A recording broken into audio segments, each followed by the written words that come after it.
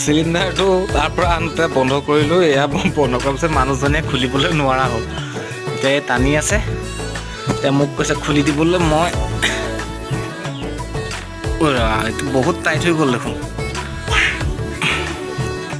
সঁচাকৈ বহুত টাইট হৈ গ'ল। চাওঁ হেৰি পৰা টানা, লংগুচ পৰা টানা।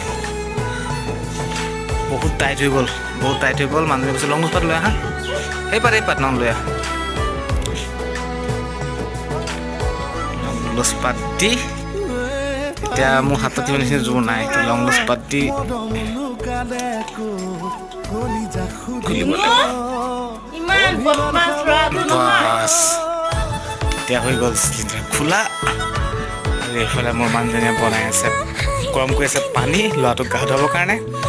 আৰু মই বৰ্তমান এতিয়া গা ধুম আৰু তাৰপিছত আহি পেলাই আপোনালোকক দেখুৱাই আছোঁ ভাত বনাম। আৰু মানুহজনী একেলগে ল'ৰা মই